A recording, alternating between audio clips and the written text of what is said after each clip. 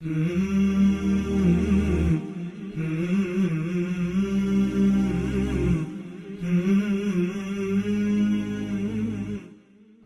علیکم ورحمۃ اللہ وبرکاتہ۔ الحمد للہ رب العالمین والعاقبۃ للمتقین والصلاة والسلام علی رسولہ الامین وعلی آلہ وصحبہ اجمعین اما بعد۔ قال اللہ تبارک وتعالی فی کلامہ المجید والفرقان الحمید فاعوذ باللہ السمیع العلیم من الشیطان الرجیم عاشروہن بالمعروف وقال النبی صلی اللہ علیہ وسلم استوصوا بالنساء خیرا اما بعد۔ محترم ناظرین اور ناظرات، آپ دیکھ رہے ہیں شادی شدہ زندگی کو کامیاب بنانے کے راز کا چوتھا پروگرام، یعنی secret of successful married life کا یہ 4th ایپیسوڈ آپ کے سامنے آج پیش کیا جا رہا ہے۔ ناظرین، جیسا کہ آپ نے گزشتہ 3 ایپیسوڈ میں آپ نے یہ جان لیا ہے کہ نکاح کی اہمیت کیا ہے، اس کی افادیت کیا ہے، اور نکاح کے کیا کیا فائدے ہیں، اور نکاح کو کیسے کامیاب بنانا چاہیے، کیسے اس کو آسان کرنا چاہیے، اور نکاح میں ہونے والے بیجا رسوم و رواج پر بھی کچھ روشنی ڈالی گئی تھی، اور اسی طرح غیر شرعی شادیاں جس کو نکاح نہیں کہا جا سکتا یا اللہ تبارک و تعالیٰ کے پاس جو قابل قبول نہیں ہیں، یا وہ محبت کے جھوٹے دعوے جس کی بنا پر لوگ محبت کے جال میں پھانس کر محبت کے نام پر خواتین کا جنسی استحصال کرتے ہیں اور پھر مختلف طریقے سے اس کو شرعی حدود میں لانے کی کوشش کرتے ہیں یا اسے نکاح کا نام دینا چاہتے ہیں جو کہ نکاح نہیں ہو سکتا ہے، اس پر بھی تفصیلی گفتگو پچھلے ایپیسوڈ میں ہو چکی ہے۔ اور اسی طرح اس بات پر بھی گفتگو ہوئی کہ کیسے شوہر اور بیوی دونوں ایک دوسرے کو شادی کے بعد خوش رکھ سکتے ہیں، ایک دوسرے کو کامیاب بنانے کے لیے، ایک دوسرے کی راحت اور سکون کے لیے کیا کچھ کر سکتے ہیں۔ جو کمرے کے اندرونی معاملات ہیں اس پر بھی سرسری گفتگو ہماری ہو چکی تھی۔ اب اس کے بعد زندگی کے دیگر کئی ایک ایسے مسائل ہیں جس میں دونوں کا ساتھ اور دونوں کو ایک دوسرے کے حقوق جانتے ہوئے، ایک دوسرے کا احترام کرتے ہوئے، ایک دوسرے کے راحت اور سکون کا خیال کرتے ہوئے، ایک دوسرے کا مقام جانتے ہوئے اپنی ذمہ داریوں کو نبھانا ہے، اس پر انشاءاللہ آج گفتگو ہوگی۔ سب سے پہلی چیز جو میں نے ابھی آپ کے سامنے قرآن مجید کی آیت پڑھی، سورہ نساء کی یہ آیت ہے جس میں اللہ تبارک و تعالیٰ کا فرمان ہے عاشروہن بالمعروف، کہ ان عورتوں کے ساتھ بھلے طریقے سے زندگی گزارو، ان کے ساتھ اچھے طریقے سے زندگی گزارو۔ بلکہ اسی آیت میں اللہ تبارک و تعالیٰ نے آگے کہا فَعَسَىٰ أَن تَكْرَهُوا شَيْئًا وَيَجْعَلَ اللَّهُ فِيهِ خَيْرًا كَثِيرًا، کہ اللہ تبارک و تعالیٰ نے عورت کو جو پسلی کی ہڈی سے پیدا کیا ہے، جیسا کہ حدیث میں بیان کیا گیا خلقت من ضلع، پسلی سے وہ پیدا ہوئی ہے، تو ہو سکتا ہے اس کے اندر کوئی کمی رہ جائے، اس کی کوئی ادا تمہیں ناپسند آئے، لیکن اللہ تبارک و تعالیٰ نے اس میں بہت سا خیر رکھا ہے، یہ بھی اللہ تبارک و تعالیٰ نے ہی کہا ہے۔ اور جیسا کہ اللہ کے نبی صلی اللہ علیہ وسلم نے بھی کہا استوصوا بالنساء خیرا، عورتوں کے حق میں بھلائی کی وصیت کو قبول کرو، ان کے ساتھ حسن سلوک سے پیش آؤ۔ اور ایک اور حدیث میں آپ صلی اللہ علیہ وسلم نے کہا اکمل المؤمنین ایمانا احسنهم خلقا وخیارکم خیارکم لأہلہ وانا خیرکم لأہلی۔ آپ صلی اللہ علیہ وسلم نے کہا کہ تم میں سب سے بہترین اور کامل مومن والا آدمی وہ ہے جس کے اخلاق سب سے زیادہ اچھے ہوں، اور تم میں سب سے بہتر وہ ہے جو اپنے گھر والوں کے ساتھ اچھا سلوک کرے، اور میں اپنے گھر والوں کے ساتھ اچھا سلوک کرتا ہوں۔ اب اس میں آپ صلی اللہ علیہ وسلم نے اپنی جو بات کہی ہے کہ آپ صلی اللہ علیہ وسلم اپنے گھر والوں کے ساتھ بہتر سلوک کرتے ہیں، آپ پوری تاریخ اٹھا کر دیکھ لیں، اللہ کے نبی صلی اللہ علیہ وسلم کی سیرت مطہرہ پر اگر آپ نظر ڈالیں گے تو آپ دیکھیں گے کہ آپ صلی اللہ علیہ وسلم کی 9 بیویاں، اور آپ صلی اللہ علیہ وسلم نے کتنا بہترین حسن سلوک ان کے ساتھ کیا تھا، اس کی کئی ایک مثالیں۔ اگر آپ نبی کریم صلی اللہ علیہ وسلم کے بارے میں جاننا چاہتے ہیں کہ آپ صلی اللہ علیہ وسلم بحیثیت شوہر، ایک ہسبینڈ ہونے کے ناطے آپ نے کس طرح کی ذمہ داری نبھائی ہے، تو آپ اٹھا کر دیکھیں گے کہ اللہ کے نبی صلی اللہ علیہ وسلم کے بہت سے ایسی چیزیں ہیں۔ اسی وجہ سے اللہ تبارک و تعالیٰ نے قرآن مجید کے اندر کہا لَقَدْ كَانَ لَكُمْ فِي رَسُولِ اللَّهِ أُسْوَةٌ حَسَنَةٌ، اللہ کے نبی صلی اللہ علیہ وسلم کی زندگی میں، بلکہ زندگی کے ہر پہلو میں کامل مکمل کمپلیٹ نمونہ ہے، کمپلیٹ آپ صلی اللہ علیہ وسلم کی زندگی ایک آئیڈیل ہے، اور آپ صلی اللہ علیہ وسلم جو ویسے بھی اخلاق کے سب سے اعلیٰ مرتبے پر آپ فائز تھے، جیسے کہ آپ صلی اللہ علیہ وسلم کے تعلق سے قرآن نے کہا وَإِنَّكَ لَعَلَىٰ خُلُقٍ عَظِيمٍ کہ آپ اخلاق کے سب سے اونچے مرتبے پر ہیں، سب سے اعلیٰ مرتبے پر ہیں، اور خود اللہ کے نبی صلی اللہ علیہ وسلم نے کہا بُعِثْتُ لِأُتَمِّمَ مَكَارِمَ الْأَخْلَاقِ میں اس لیے بھیجا گیا تاکہ میں اخلاق، اچھے اخلاق کے جو درجات ہیں اس کو کمپلیٹ کروں، اس کو مکمل کروں، یعنی اس کے اخلاق کے اعلیٰ سے اعلیٰ مرتبے پر فائز ہو کر دنیا کے سامنے، امت مسلمہ کے سامنے اور ساری انسانیت کے سامنے اس بات کو پیش کروں کہ کیسے اخلاق کے اعلیٰ مراتب ہوتے ہیں اور اس کے ساتھ کس طریقے سے پیش آنا چاہیے اعلیٰ اخلاق کو اپنانے کے بعد۔ زندگی کے ہر پہلو میں آپ صلی اللہ علیہ وسلم نے اپنا کر بتایا ہے، ہر ایک کے ساتھ۔ لیکن جہاں تک گھر کا جو معاملہ تھا، گھریلو جو معاملہ تھا، بیویوں کے ساتھ آپ کا جو تعلق تھا وہ بہت ہی بہترین تھا۔ اسی لیے تو اللہ کے نبی صلی اللہ علیہ وسلم کے بارے میں جب حضرت عائشہ رضی اللہ عنہا امہات المؤمنین سے جب پوچھا گیا، جو آپ صلی اللہ علیہ وسلم کی سب سے زیادہ چہیتی بیوی تھی، سب سے زیادہ جنہیں آپ صلی اللہ علیہ وسلم پسند کیا کرتے تھے، ان سے جب پوچھا گیا کہ آپ صلی اللہ علیہ وسلم کے اخلاق کیسے تھے، تو انہوں نے کہا کیا تم نے قرآن نہیں پڑھا؟ آپ صلی اللہ علیہ وسلم کے اخلاق تو قرآن کے بالکل ہو بہو ویسے جیسے ہی قرآن میں اخلاق بیان کیے گئے، ہو بہو ویسے ہی اخلاق تھے۔ کان خلقہ القرآن کہ آپ کے اخلاق تو پورا قرآن کا عملی نمونہ تھے۔ آپ صلی اللہ علیہ وسلم نے وہ سارے اخلاق اپنا کر دنیا کے سامنے بیان کیے ہیں جس کی تعلیم قرآن میں دی گئی، جس کی تعلیم اللہ کے نبی صلی اللہ علیہ وسلم نے خود احادیث کے ذریعے سے امت مسلمہ کے سامنے پیش کی ہے، اس کو پریکٹیکل طور پر بھی، عملی طور پر بھی آپ صلی اللہ علیہ وسلم نے کر کے بتایا ہے۔ اب آئیے ہم دیکھتے ہیں کہ اللہ کے نبی صلی اللہ علیہ وسلم کیسے بیویوں کے ساتھ حسن سلوک کیا کرتے تھے، اور قرآن مجید کی یہ جو آیت ہے عاشروہن بالمعروف، بھلے طریقے سے ان کے ساتھ زندگی گزارو، آپ صلی اللہ علیہ وسلم کی زندگی کے چند نمایاں پہلو، چند مثالیں آپ کے سامنے میں رکھنے کی کوشش کروں گا۔ جیسے کہ اللہ کے نبی صلی اللہ علیہ وسلم اپنی بیویوں کے جذبات، ان کے احساسات کا خیال کیا کرتے تھے، بہت حد تک خیال کیا کرتے تھے، یہاں تک کہ ان کی خوشی، ان کے آنکھوں کی ٹھنڈک کا بھی خیال کیا کرتے تھے۔ ویسے تو خود دعا ہے ربنا هب لنا من ازواجنا وذرياتنا قرة اعین واجعلنا للمتقین اماما کہ اے اللہ ہمارے بیویوں سے، ہمارے شوہروں سے، یعنی شوہر ہو تو بیوی کے حق میں، بیوی ہو تو شوہر کے حق میں دعا کریں گے کہ پروردگار ہمیں ایک دوسرے کے لیے آنکھوں کی ٹھنڈک بنانا، اور ہمیں پروردگار متقیوں کا امام بنانا، اور ہماری نسل کو بھی۔ تو اللہ اکبر،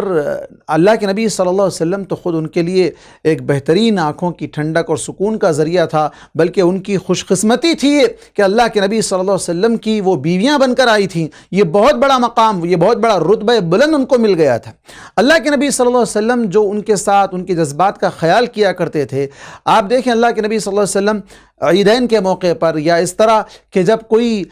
حبشی لوگ کھیل کود کا مظاہرہ کرتے ہیں، گراؤنڈ میں آ کر کھیلتے ہیں، تو اللہ کے نبی صلی اللہ علیہ وسلم امہات المؤمنین کو، بالخصوص حضرت عائشہ رضی اللہ عنہا کے بارے میں آتا ہے کہ وہ اللہ کے نبی صلی اللہ علیہ وسلم کے پیٹھ کے پیچھے ٹھہرتی ہیں، اور پھر وہاں سے وہ آپ صلی اللہ علیہ وسلم کے پیچھے سے پردے کے اندر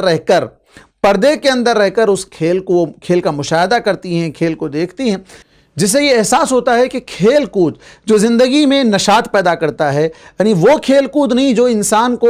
غافل کر دے، رب سے غافل کر دے، یا ایسے کھیل تماشے نہیں جس کے اندر بے حیائی ہو، بدکاریاں ہوں، برائیاں ہوں، نہیں، بلکہ وہ کھیل کود جو جائز لمٹ کے اندر تھا، اور اللہ کے نبی صلی اللہ علیہ وسلم انہیں پیچھے سے دکھلا رہے ہیں اور وہ دیکھ رہے ہیں۔ حضرت عائشہ کہتی ہیں کہ جب تک میں تھک نہ جاؤں، جب تک میں خود ہٹ نہ جاؤں، اس وقت تک اللہ کے نبی صلی اللہ علیہ وسلم وہاں ٹھہر کر مجھے مشاہدہ کرواتے، مجھے دکھاتے، یہ سارا منظر میں دیکھتی اور میں اس سے لطف اندوز ہوتی۔ اور پھر اسی طرح آپ دیکھیں حضرت عائشہ رضی اللہ عنہ کے جذبات کا خیال کس طرح کیا کرتے تھے اللہ کے نبی صلی اللہ علیہ وسلم۔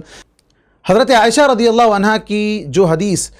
گڑیوں سے کھیلنے سے متعلق ہے، صحیح بخاری حدیث نمبر 7130، جس کے اندر حضرت عائشہ خود کہتی ہیں کہ اللہ کے نبی صلی اللہ علیہ وسلم گھر میں داخل ہوتے، اس وقت جب میں اپنی سہیلیوں کے ساتھ، اپنے ساتھ کھیلنے والی لڑکیوں کے ساتھ، ہم عمر لڑکیوں کے ساتھ، میں اون سے بنے ہوئے، کپڑے کے بنے ہوئے گڑیوں کے ساتھ کھیلا کرتی تھی۔ اللہ کے نبی صلی اللہ علیہ وسلم جیسے ہی داخل ہوتے، میری سہیلیاں چھپ جاتی تھیں، اور اس کے بعد اللہ کے نبی صلی اللہ علیہ وسلم انہیں آواز دیتے، وہ باہر نکل آتی، پھر میں اور میری سہیلیاں مل کر ہم کھیلنے میں مصروف ہو جاتے، کھیلنے لگتے تھے۔ اللہ کے نبی صلی اللہ علیہ وسلم نے ان کے کھیل کا خیال رکھا، ان کے جذبات کا، ان کی عمر کا خیال رکھا، اور انہیں اس کھیل میں جس میں دلچسپی تھی اور جس کے اندر کوئی بے حیائی یا برائی یا غافل کرنے والی وہ چیز نہیں تھی، تو انہیں کھیلنے کا موقع بھی فراہم کیا۔ بلکہ ابو داؤد کی سلسلے میں بڑی طویل روایت ہے جسے امام البانی نے آداب الزفاف کی کتاب میں صحیح قرار دیتے ہوئے اس کو ذکر کیا ہے کہ اللہ کے نبی صلی اللہ علیہ وسلم ایک مرتبہ گھر میں داخل ہوتے ہیں، دیکھتے ہیں کہ حضرت عائشہ رضی اللہ عنہا کے پاس کچھ گڑیا ہے، کپڑوں سے بنے ہوئے گڑیا ہیں، اور اس گڑیوں میں ایک گھوڑے کی بھی شکل کا ایک گڑی تھی جس کی شکل جو ہے گھوڑے سے ملتی جلتی تھی، اور اس کے 2 پر بھی تھے۔ حضرت عائشہ کہتی ہیں کہ اللہ کے نبی صلی اللہ علیہ وسلم آئے اور کہا عائشہ یہ کیا ہے؟ کہا میرے کھلونے ہیں، میری گڑیا ہے۔ تو اللہ کے نبی صلی اللہ علیہ وسلم نے کہا کہ بیچ میں یہ جو کیا ہے؟ کہا میرا گھوڑا ہے۔ کہا اس کے پر بھی ہوتے ہیں؟ کہا ہاں، کیا آپ نے نہیں سنا حضرت سلیمان علیہ السلام کے گھوڑے کے بھی پر تھے؟ تو اس بات کو سن کر اللہ کے نبی صلی اللہ علیہ وسلم ہنسنے لگے، اس حد تک ہنس دیے کہ اللہ کے نبی صلی اللہ علیہ وسلم کے اندر کے داڑھ بھی نظر آنے لگے۔ اللہ اکبر۔ تو دیکھیں کس طرح آپس میں میاں بیوی کے درمیان ہنسی مذاق اور جائز حد تک کھیل تفریح کی جو اجازت اللہ کے نبی صلی اللہ علیہ وسلم نے ان کو دی تھی، گھر کے اندر رہ کر، وہ پردے کے اندر رہ کر اپنے کھیل کود میں مصروف ہیں، اور اللہ کے نبی صلی اللہ علیہ وسلم انہیں اس کھیل کی اجازت بھی دے رہے ہیں، اور بلکہ خود آپ صلی اللہ علیہ وسلم بھی مداعبہ، آپ بھی ان کے ساتھ جو نا اس طرح کی باتیں کر رہے ہیں جس سے ان کا دل بہل رہا ہے، جس سے وہ خوش ہو رہی ہیں، اور آپ صلی اللہ علیہ وسلم ان کے سہیلیوں کے ساتھ بھی انہیں کھیلنے کا موقع فراہم کر رہے ہیں۔ تو یہاں دیکھیں اللہ کے نبی صلی اللہ علیہ وسلم نے کس حد تک جذبات کا اور احساسات کا خیال رکھا ہے کہ بیویوں کے ساتھ ان کے جذبات کا خیال رکھتے ہوئے انہیں ایسے مواقع فراہم کرنے چاہیے جہاں شریعت کی خلاف ورزی نہ ہوتی ہو، جہاں شرعی خلاف ورزی ہوتے ہوئے ایسے کوئی کام صادر نہ ہوں جس کی وجہ سے وہ کام شریعت کے خلاف ہو جائیں، یا یہ کہ نماز سے غافل کرنے والے ہوں، یا رب کی نافرمانی والے کام ہوں، یا بے حیائی والے کام ہوں۔ تو ایسے تمام کاموں سے بچ کر جائز حدود میں رہ کر جہاں وہ کھیلنا ہے تو وہ کھیل بھی سکتی ہیں۔ اللہ کے نبی صلی اللہ علیہ وسلم نے جس طرح یہاں، بلکہ آپ دیکھیں اللہ کے نبی صلی اللہ علیہ وسلم خود کمپٹیشن بھی کیا کرتے تھے۔ اللہ کے نبی صلی اللہ علیہ وسلم حضرت عائشہ رضی اللہ عنہا کے ساتھ بھاگتے تھے، دوڑ لگاتے تھے، رننگ ریس ہوتی تھی دونوں کے درمیان۔ حضرت عائشہ رضی اللہ عنہ کہتی ہیں کہ اللہ کے نبی صلی اللہ علیہ وسلم اور میں دونوں ایک ساتھ بھاگتے تھے، کبھی اللہ کے نبی صلی اللہ علیہ وسلم فرسٹ آ جاتے، کبھی میں فرسٹ آ جاتی، دونوں کے درمیان یہ بھی کمپٹیشن ہوا کرتا تھا۔ تو اس کے ذریعے سے ہی معلوم ہوتا ہے کہ میاں بیوی کو اس طرح کے کھیل کود میں بھی حصہ لینا چاہیے، تاکہ باہر نکل کر آؤٹنگ کے اندر جہاں پر پردے کا اہتمام ہو، جہاں لوگ نہ ہوں، جہاں بے حیائی کا ماحول نہ ہو، جہاں ایسی کوئی تصویر یا ایسی کوئی چیز تصویر کشی نہ ہو، یا ایسی کوئی چیز نہ ہو جس کی وجہ سے جو ہے شریعت کی خلاف ورزی ہوتی ہو، تو اس سے ہٹ کر جائز حدود میں رہ کر یہ سارے کام، یہ سارے کھیل اور نماز کی پابندی کے ساتھ یہ ساری چیزیں جائز ہیں۔ اللہ کے نبی صلی اللہ علیہ وسلم نے خود امہات المؤمنین اور بالخصوص حضرت عائشہ رضی اللہ عنہا کے ساتھ یہ سارے کام، یہ سارے کھیل، یہ ساری تفریح، یہ سارے ایسے خوشی کے مواقع جس کے ذریعے سے دونوں کے درمیان، اس سے کیا ہوتا ہے؟ اس سے یہ ہوتا ہے کہ بیوی کو یہ احساس ہوتا ہے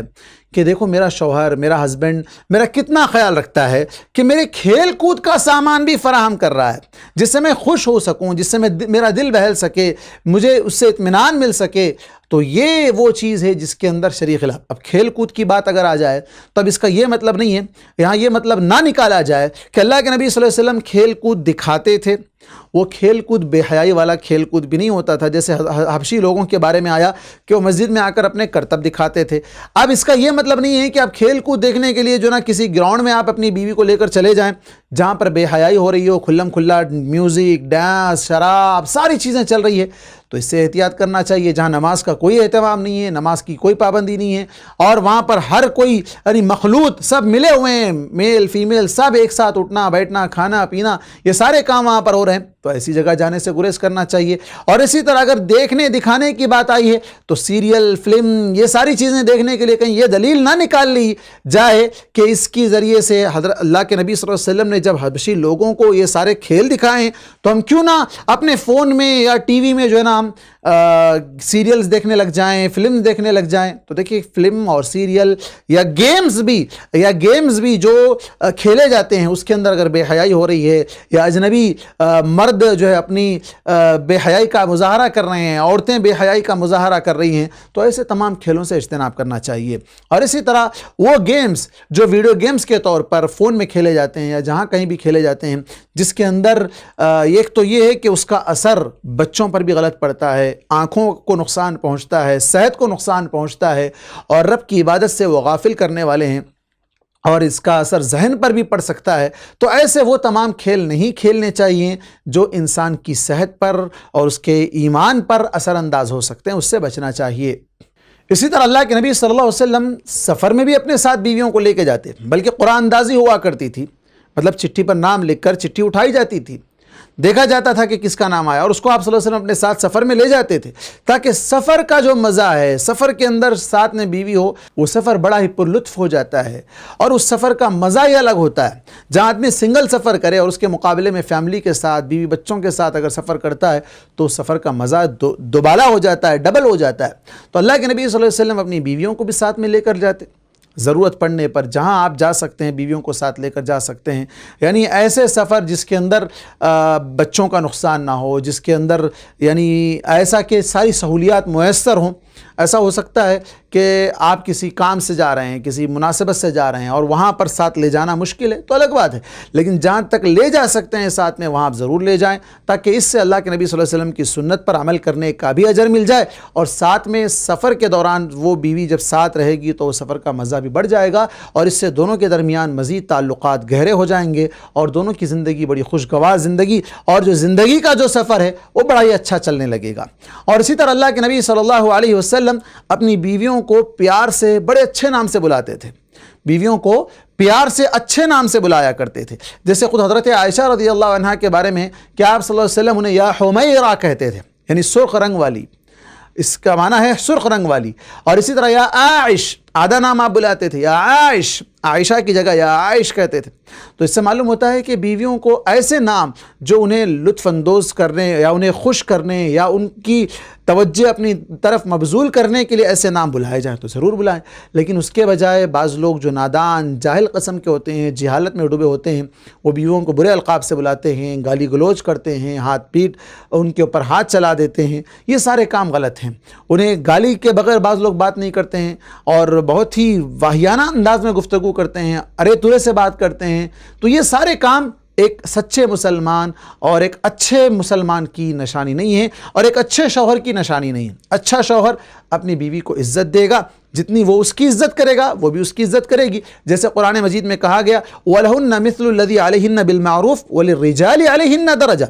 ان کے بھی حقوق ہیں، ان کے بھی تمہارے جیسے ہی حقوق ہیں، لیکن مردوں کا درجہ تھوڑا بلند ہے۔ لیکن اس کا یہ مطلب نہیں ہے کہ ان کے کوئی حقوق نہیں ہے، ان کی کوئی عزت، ان کا کوئی رسپیکٹ، ان کا کوئی احترام نہیں ہے، ایسا نہیں ہے، بلکہ ان کا احترام کرنا چاہیے، انہیں عزت سے بلانا چاہیے۔ اس کا یہ بھی مطلب نہ لیا جائے کہ ان کی عزت میں ان کی جو نا جی حضوری کرنے لگ جائیں، ان کی غلامی کرنے لگ جائیں، نہیں، اس کا یہ مطلب بھی نہیں ہے، بلکہ ان کو جو مقام دینا ہے ان کا وہ مقام ضرور دیا جائے، نہ ہی ان کو غلام بنایا جائے، نہ ہی ان کی غلامی کی جائے، بلکہ آپ گھر کے بادشاہ ہیں، وہ گھر کی ملکہ ہے۔ دونوں اس طرح اگر زندگی گزاریں تو زندگی بڑی کامیاب ہوگی اور خوشگوار زندگی وہ چلتی رہے گی۔ اسی طرح اللہ کے نبی صلی اللہ علیہ وسلم بیویوں کا دیکھیں آپ کس حد تک ان کے ساتھ محبت کو اجاگر کر کے بتاتے،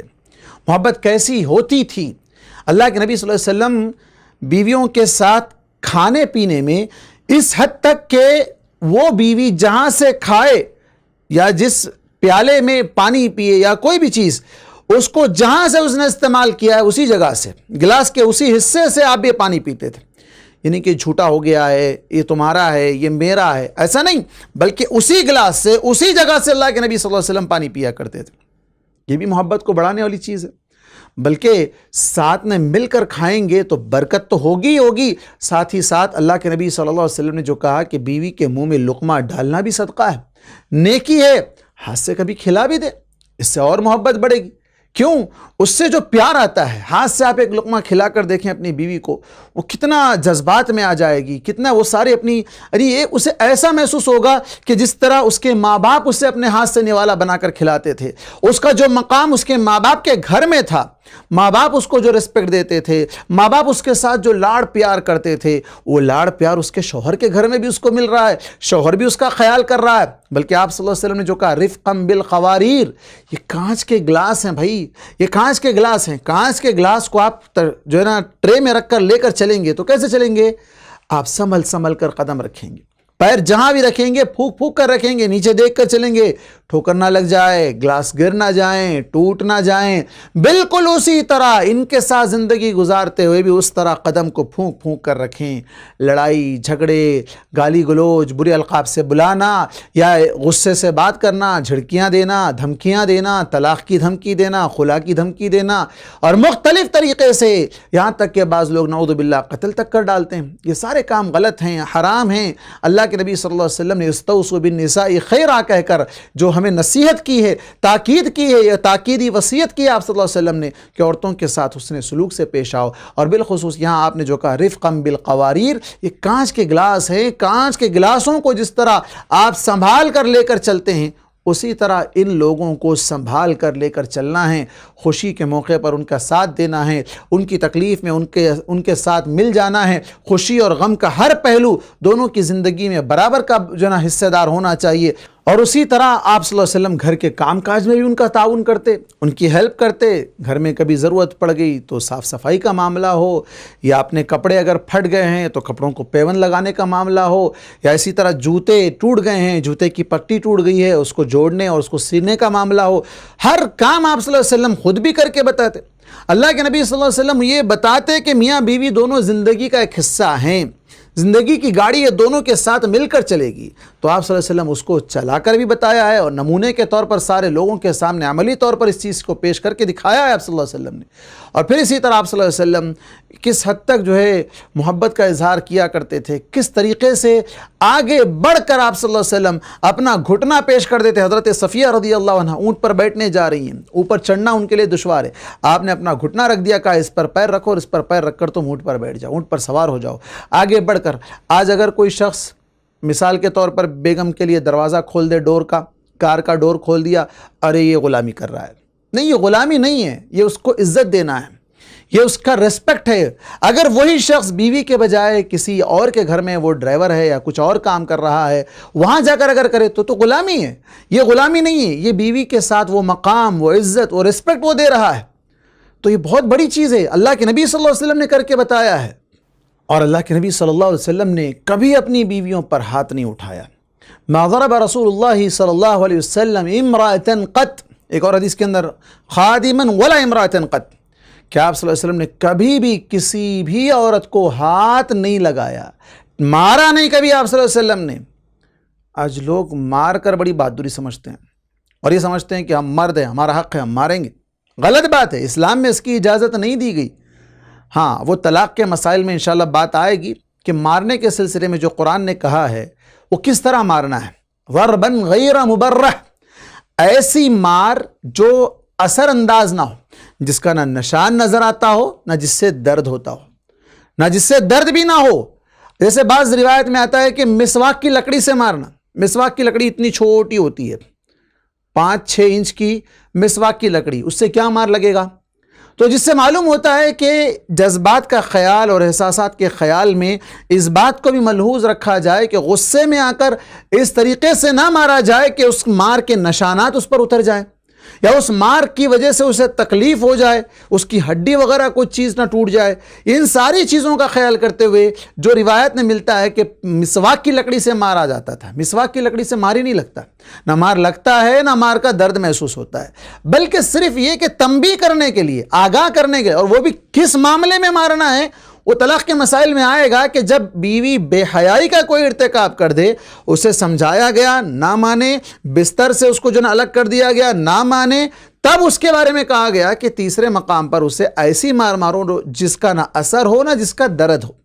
ایسی مار اس کو مارو۔ تو یہ جو ہر چھوٹی چھوٹی بات پر گھر میں کچھ کام کاج کے مسئلے میں ہو، کوئی اور معاملات میں ہو، یا اپنی برتری دکھانے کے لیے ہو، ہر چھوٹی چھوٹی بات پر ہاتھ اٹھا دینا، مار دینا، لڑائی جھگڑا کرنا، یہ اللہ کے نبی صلی اللہ علیہ وسلم نے دین میں نہیں سکھایا ہے، یہ مسلمانوں کا طریقہ نہیں ہے، یہ غیروں کا طریقہ لوگوں نے اپنا لیا ہے۔ بلکہ اللہ کے نبی صلی اللہ علیہ وسلم کے پاس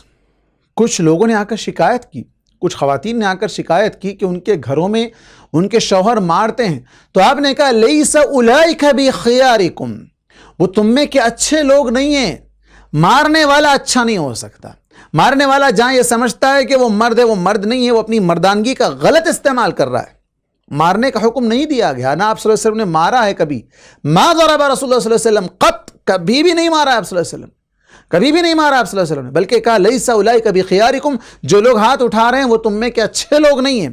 تم میں کے برے لوگ ہیں۔ خیار کا الٹا ہوتا ہے شرار، وہ تم میں کے بدترین لوگ ہیں جو اپنی بیویوں پر ہاتھ اٹھا رہے ہیں۔ بلکہ آپ صلی اللہ علیہ وسلم نے ایک اور روایت کے اندر یہ بھی کہا ہے لا یجلد احدکم امرأة جلد العبد ثم یجامعها فی آخر اليوم، متفقون علیہ، صحیح بخاری اور صحیح مسلم کی روایت ہے۔ آپ صلی اللہ علیہ وسلم نے کہا کہ تم میں سے کوئی آدمی اپنی بیوی کو غلام کے مارنے کی طرح نہ مارو، حالانکہ غلام کو مارنے کی بھی اجازت نہیں ہے، لیکن جس طرح لوگ غلاموں پر اس وقت اس زمانے میں ظلم کیا کرتے تھے، آپ صلی اللہ علیہ وسلم نے اس کی مثال دیتے ہوئے کہا کہ ویسے نہ مارو، پھر مارتے بھی ہو، پھر دن کے آخری حصے میں بیوی کے ساتھ جمع بھی کرتے ہو، اس کے ساتھ ملنا بھی چاہتے ہو، اس کے ساتھ رات بھی گزارنا چاہتے ہو، بستر بھی استعمال کرنا چاہتے ہو، پھر دن میں مارتے ہو رات میں، یہ کیا ہے؟ اور آج بہت سے لوگ اس طرح کرتے ہیں، شراب کے نشے میں، شراب کے عادی ہیں، مسلمان بھی ہیں، شراب پیتے ہیں، دن میں جو نا ان کے اوپر ظلم کرتے ہیں، رات میں ان کے ساتھ جو نا پھر اور مزید ظلم پہ ظلم کرنا چاہتے ہیں۔ یہ سارے کام مسلمانوں کے نہیں ہیں، یہ سارے کام مسلمانوں کے نہیں ہیں۔ اور جہاں تک بات آئی تھی کہ غلام کو مارنے کے سلسلے میں، ایک مرتبہ خود حضرت عبداللہ بن مسعود رضی اللہ عنہ اپنے غلام کو مار رہے تھے، اللہ کے نبی صلی اللہ علیہ وسلم پیچھے سے اور آ کر ان کے کاندھے پر ہاتھ رکھا، وہ پیچھے پلٹ کر دیکھتے ہیں، اللہ کے نبی صلی اللہ علیہ وسلم نے کہا، اللہ کے نبی صلی اللہ علیہ وسلم نے کہ اگر تم اس کو اس طرح مار رہے ہو تو یاد رکھو کہ اللہ تبارک و تعالیٰ تم پر اس سے بھی زیادہ قدرت رکھنے والا ہے۔ کہا اللہ کے نبی کیا کروں، اللہ کے نبی کیا کروں، اس کو میں آزاد کر دیتا ہوں۔ میں اس کو آزاد کر دیا کہ اگر تم اس کو آزاد نہ کرتے تو جہنم کی آگ تم کو چھو لیتی۔ اللہ اکبر۔ تو دیکھیں آپ، غلاموں کو مارنے کا بھی حکم نہیں دیا گیا، بلکہ غلاموں کو تو آزاد کرنے کا حکم دیا گیا۔ قرآن میں اور احادیث میں اور شرعی کئی احکامات میں کفارے کے طور پر یا ایسے ہی کئی ایک معاملات میں دیکھیں آپ تو غلاموں کو آزاد کرنے، ان کے ساتھ حسن سلوک کرنے کی تعلیم دی گئی۔ بلکہ آپ صلی اللہ علیہ وسلم کی زندگی کے آخری الفاظ الصلاۃ الصلاۃ وما ملکت ایمانکم، جو امت کو نصیحت یا وصیت کے طور پر آپ صلی اللہ علیہ وسلم نے آخری الفاظ میں جو کہا تھا کہ نماز کی پابندی کرو، نماز کی پابندی کرو اور لونڈیوں کے ساتھ، غلاموں کے ساتھ حسن سلوک کرو۔ تو یہ آپ صلی اللہ علیہ وسلم کی تعلیم تھی۔ جب ان کے ساتھ حسن سلوک کی تعلیم دی گئی تو بھلا بتائیں کیسے سوء سلوک، برا سلوک کرنے کی تعلیم دی جا سکتی ہے بیویوں کے ساتھ؟ بیوی تو گھر کی ملکہ ہے، وہ آپ کے بچوں کی ماں ہے، وہ آپ کے بچوں کے مستقبل سنوارنے والی ہے، وہ آپ کے بچوں کا پہلا مدرسہ ہے، اس کے ساتھ کیسے برا سلوک کرنے کی تعلیم دی جا سکتی ہے؟ ہرگز نہیں دی گئی۔ بلکہ آپ صلی اللہ علیہ وسلم نے اسی لیے کہا کہ وہ اچھے لوگ نہیں ہیں۔ بلکہ اس سلسلے میں ایک اور واقعہ بھی ہمیں ملتا ہے کہ اللہ کے نبی صلی اللہ علیہ وسلم اور حضرت عائشہ رضی اللہ عنہا کے درمیان کچھ بات میں اختلاف ہو گیا۔ اسی دوران حضرت ابوبکر گھر آئے تھے۔ حضرت ابوبکر رضی اللہ عنہ سے اللہ کے نبی صلی اللہ علیہ وسلم نے اس معاملے کو ثالثی کے طور پر حل کرنے کے لیے کہا کہ آپ تھرڈ پارٹی کے طور پر آپ جو ہم دونوں کے درمیان فیصلہ کریں۔ اللہ کے نبی صلی اللہ علیہ وسلم کی محبت میں حضرت ابوبکر رضی اللہ عنہ نے اپنی بیٹی حضرت عائشہ کو ایک تھپڑ مار دیا، جس کی وجہ سے وہ گھبرا کر پھر واپس اللہ کے نبی صلی اللہ علیہ وسلم کے پیٹھ کے پیچھے آ گئی اور پیٹھ کے پیچھے آ کر چھپ گئی۔ اللہ کے نبی صلی اللہ علیہ وسلم مسکرانے لگے اور کہا ابوبکر ہم نے آپ کو ثالثی بنایا تھا، مارنے کے لیے نہیں کہا تھا، باپ ہیں اور بیٹی ہے۔ یہاں اللہ کے نبی صلی اللہ علیہ وسلم نے آپ نے کبھی ہاتھ نہیں اٹھایا، لیکن آپ کے سامنے جب باپ نے ہاتھ اٹھایا تو آپ نے کہا کہ نہیں، ہم نے آپ کو مارنے کے لیے نہیں کہا تھا، ہم نے آپ کو مسئلے کو حل کرنے کے لیے کہا تھا۔ دیکھیں آپ، اللہ کے نبی صلی اللہ علیہ وسلم نے اس کو بھی برداشت نہیں کیا۔ اور وہاں حضرت عائشہ دیکھیں، اختلاف اپنی جگہ پر تھا، جیسے ہی باپ نے ایک ہاتھ لگایا فوراً پیچھے بھاگ کے جا کے شوہر کے پیچھے چھپ گئی اور پھر وہاں اللہ کے نبی صلی اللہ علیہ وسلم کے پیٹھ کے پیچھے چھپ کر وہ دیکھنے لگی۔ تو جس سے معلوم ہوتا ہے کہ اللہ کے نبی صلی اللہ علیہ وسلم کے دور میں بیویوں پر جو اس معاشرے میں جس طریقے سے لوگوں کے بارے میں جو شکایتیں آئی تھی کہ لوگ ہاتھ اٹھاتے ہیں، تو اللہ کے نبی صلی اللہ علیہ وسلم نے عملی طور پر ثابت کیا کہ آپ نے کبھی ہاتھ نہیں لگایا، آپ نے کبھی مارا ہی نہیں کسی کو۔ آپ صلی اللہ علیہ وسلم نے ایک حدیث میں کہا کہ بہادر وہ نہیں ہے جو کسی کو پچھاڑ کر اس کی پیٹھ زمین پر لگا دے، بلکہ بہادر وہ ہے جو اپنے غصے کو پی جائے، غصے کو کنٹرول کر لے۔ اور غصے کی وجہ سے ہی بہت سے معاملات بگڑ جاتے ہیں، اور بالخصوص میاں بیوی کے درمیان لڑائی جھگڑے، قتل یا طلاق یا خلا، یہ سارے واقعات غصے ہی کی وجہ سے آتے ہیں۔ تو غصے کو قابو میں کرنا یہ کامیاب زندگی کے لیے سب سے اہم ہے۔ غصے کو قابو میں کر لیں تو زندگی کامیاب ہے۔ غصے کا مظاہرہ اگر کرنے لگ جائیں، اور بالخصوص آگے بھی میں انشاءاللہ بتاؤں گا کہ کس طرح دونوں میاں بیوی کو وہ کون سے کام ہیں جو دونوں کو ایک ساتھ کرنے ہیں، اور کچھ حقوق ہیں جو صرف شوہر کے لیے ہیں اور کچھ حقوق ہیں جو صرف بیویوں کے لیے ہیں، اور دونوں کے درمیان بھی جو جن چیزوں کا خیال رکھنا ضروری ہے، ان میں سے ایک بات یہ بھی ضروری ہے کہ دونوں بھی غصے پر کنٹرول رکھیں۔ دونوں بھی غصے کو پی جائیں، اور بالخصوص جب ایک کو غصہ آئے تو دوسرے کو اسی وقت اپنے غصے کا اظہار کرنا ضروری نہیں ہے، بلکہ خاموشی اختیار کر لینا چاہیے تاکہ معاملہ ٹھنڈا ہو جائے۔ اچھے ٹھنڈے ہونے کے بعد اور بہتر طریقے سے اس معاملے کو سلجھانے کی کوشش کی جائے۔ الجھانے کے بجائے سلجھائیں گے، مسئلے کو حل کریں گے تو نرمی سے اس کو حل کریں۔ اور اللہ کے نبی صلی اللہ علیہ وسلم نے حضرت عائشہ رضی اللہ عنہا کی مشہور حدیث ہے، آپ صلی اللہ علیہ وسلم نے کہا کہ اللہ تبارک و تعالی نرم ہے، نرمی کو پسند کرتا ہے، اور نرمی جب کسی چیز میں آ جائے تو وہ چیز زینت والی ہو جاتی ہے، خوشنما بن جاتی ہے، اور جس چیز میں سختی آ جائے وہ اس چیز کو عیب دار بنا دیتی ہے، خراب کر دیتی ہے۔ تو سختی سے کام لینے کے بجائے نرمی سے کام اگر لیں گے، لڑائی جھگڑے غصہ یہ ساری چیزوں کو ختم کر کے الفت و محبت کے ساتھ اگر زندگی گزارنا چاہیں گے تو اللہ تبارک و تعالی ضرور اس زندگی کو کامیاب بنائے گا۔ اب آئیے میں آپ کے سامنے سب سے پہلے وہ حقوق جو بیوی کے ہیں شوہر پر عائد ہوتے ہیں، یعنی شوہر کو اپنی ذمہ داریوں کو سمجھتے ہوئے بیوی کے حقوق کیا کیا ادا کرنا ہے۔ سب سے پہلا حق کیا ہے؟ بیوی کا مہر ادا کرنا۔ قرآن مجید میں اللہ تبارک و تعالیٰ نے کہا وَآتُوا النِّسَاءَ صَدُقَاتِهِنَّ نِحْلَةً، عورتوں کو ان کا حق مہر دے دو، کھجور کی گٹلی کے برابر سونا ہی کیوں نہ ہو، اتنا تھوڑا ہی شکل میں کیوں نہ ہو، وہ سونا ہو تو اسے دینا ہے۔ جو بھی مہر مقرر کیا گیا اس کو ادا کرنا ہے۔ مہر کے سلسلے میں بھی اس سے پہلے ایپیسوڈ میں گفتگو ہو چکی ہے کہ مہر کتنا دیا جانا چاہیے، کتنا کم سے کم ہو سکتا ہے، کتنا زیادہ ہو سکتا ہے، اس پر بھی تفصیلی گفتگو ہو چکی ہے۔ مہر کو دینا ضروری ہے۔ اس سلسلے میں امام البانی نے صحیح ترغیب حدیث نمبر 1807 کے اندر ایک حدیث لائی ہے۔ اس میں اللہ کے نبی صلی اللہ علیہ وسلم کی حدیث ہے کہ جو آدمی بھی کسی عورت سے شادی کرے، چاہے وہ مہر کم ہو یا زیادہ ہو، لیکن اس کے دل میں دینے کی نیت نہیں ہے اور وہ دیے بغیر مر گیا، دھوکہ دیا اور وہ اسی حال میں وفات پا گیا، تو جب وہ اللہ سے ملے گا تو اس حال میں ملے گا کہ اس کا نام زانیوں میں شمار ہوگا۔ وہ زندگی بھر کیا کر رہا تھا؟ زنا کر رہا تھا، نکاح نہیں کیا اس نے، اس کا نکاح نہیں ہوا، یعنی اس کا مطلب یہ ہوا دوسرے معنی میں کہ اس کا نکاح انویلڈ تھا، اللہ کے پاس قبول نہیں ہوا۔ کیوں؟ اس لیے کہ مہر نکاح کے لیے بنیادی شرط ہے، اسے دینا ہے چاہے تھوڑا ہی کیوں نہ ہو،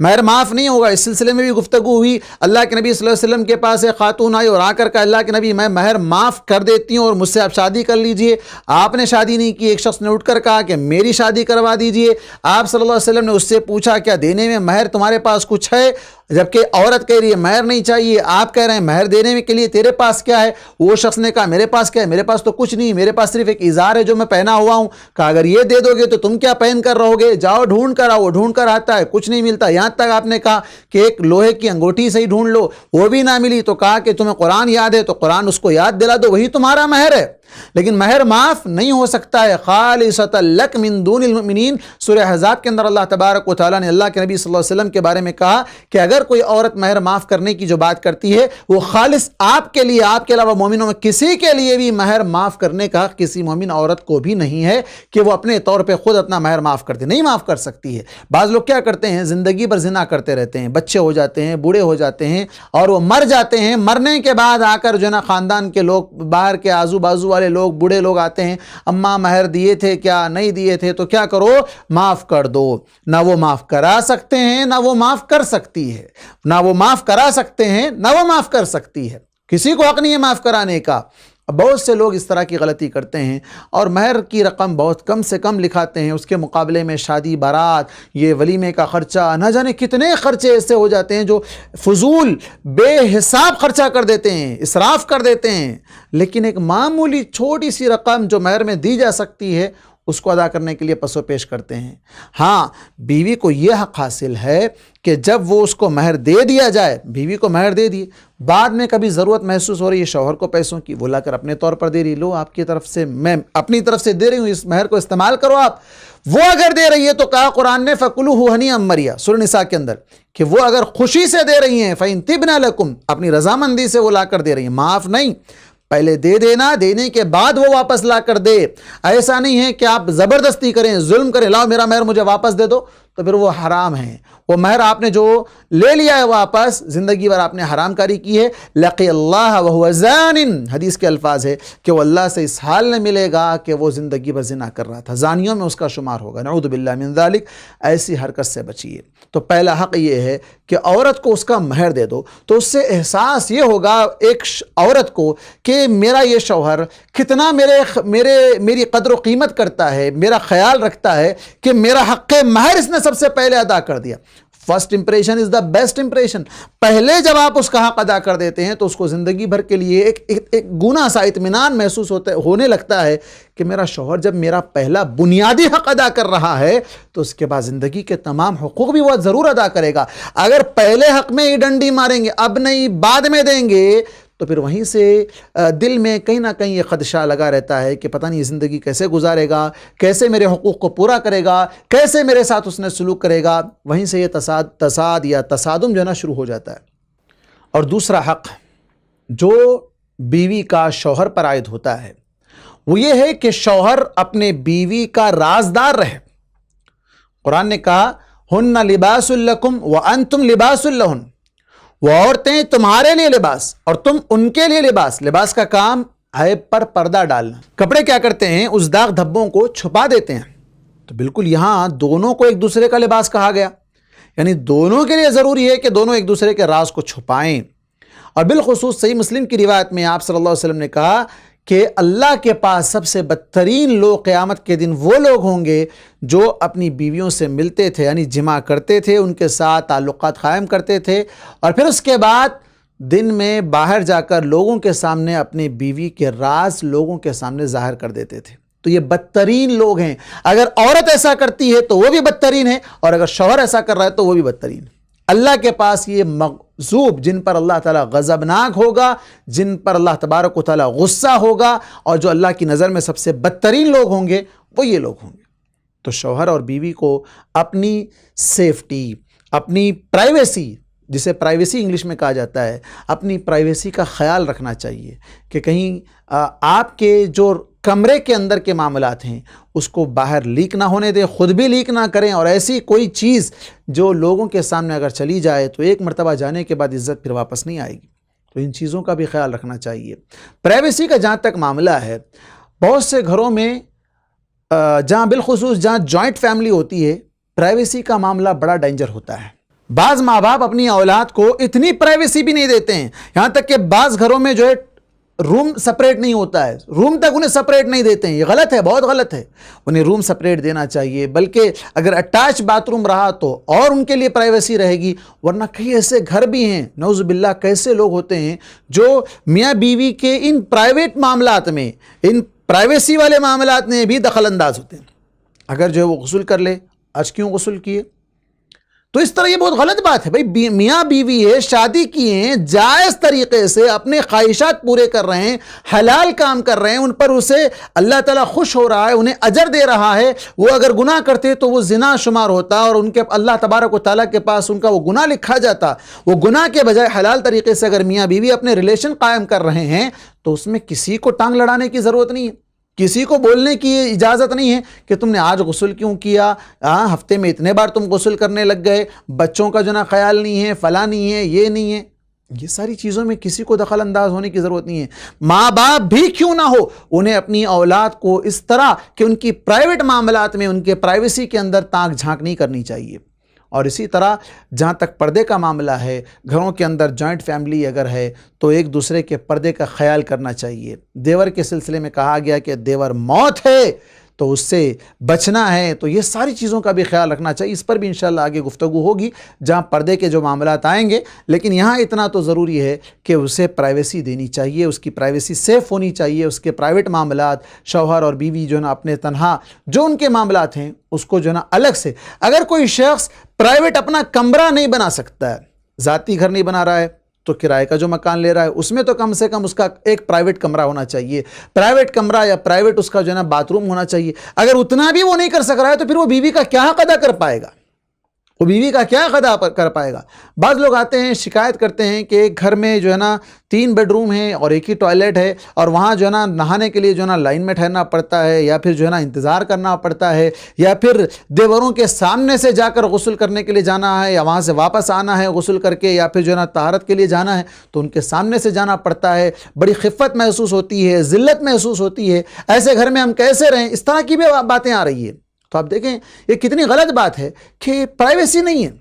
تو پرائیویسی ہونی چاہیے۔ اس سے کیا ہوگا کہ ایک بیوی اپنے آپ کو شوہر کے ساتھ جس طریقے سے وہ آزادی کے ساتھ رہنا چاہتی ہے اسے وہ حق ملے گا، اسے وہ حق ملے گا۔ اللہ کے نبی صلی اللہ علیہ وسلم اپنی بیویوں کے ساتھ مل کر غسل کرتے تھے، ایک ہی ٹب سے پانی نہاتے تھے، ہاتھ ان کے ٹکراتے تھے، وہ چلو سے اس طرح پانی لیتے تھے۔ پانی کیسے لیتے تھے؟ ایسے لیتے تھے، ٹب کے اندر ہاتھ ڈالے، مگ وغیرہ نہیں تھا اس زمانے میں، تو ہاتھ ڈالتے تھے، ہاتھ ڈال کے لے رہے ہیں اس طرح لے کر، وہ پانی ڈال رہے ہیں وہ بھی پانی ڈال رہے ہیں، تو دونوں کے ہاتھ ٹکرایا کرتے تھے، تو ایک ساتھ غسل کر رہے ہیں۔ باتھ روم ان کا ایسا ہونا چاہیے جہاں پر دونوں ایک ساتھ غسل کر سکیں، ایک ساتھ نہ بھی کر سکیں، اتنی جو ہے نا گنجائش نہیں ہے، اتنا بڑا گھر نہیں لے سکتے ہیں، اتنا بڑا گھر نہیں بنا سکتے ہیں، وہ مجبور ہیں، پریشان ہیں، جو بھی ہیں، لیکن اتنا تو ہونا چاہیے کہ وہ ان کی اپنی پرائیویسی تو محفوظ رہ سکے۔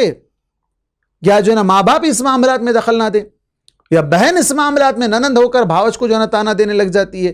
تو یہ ساری چیزیں غلط ہیں۔ ان چیزوں میں دوسروں کو انٹرفیئر نہیں ہونا چاہیے۔ آج معاشرہ حلال کرنے پر برا بھلا کہہ رہا ہے، حلال کو اپنانے پر تانا دے رہا ہے، اس کے بجائے زنا اگر کوئی کرتا ہے، برائی بدکاری اگر کوئی کرتا ہے تو اسے کوئی تانا نہیں دیتے ہیں، اسے کوئی برا نہیں سمجھتا ہے، بلکہ اس کو آج کے دور کے اندر تو انٹرٹینمنٹ کہا جا رہا ہے، فیشن کہا جا رہا ہے، افیئر کہا جا رہا ہے، نئے نئے نام اس کو دیے جا رہے ہیں۔ یہ سارے کام غلط ہیں،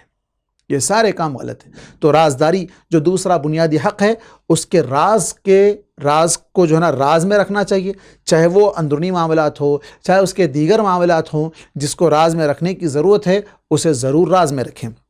جہاں تک راز کی بات آئی ہے، میاں بیوی کے درمیان جب بھی کوئی بات ہو، لڑائی جھگڑے تک اگر چلے جائے، کمرے کے اندر اگر وہ دونوں مل بیٹھ کر حل کر لیں تو معاملہ وہیں ختم ہو جائے گا۔ جب اس بات کو باہر اگر لا دیں،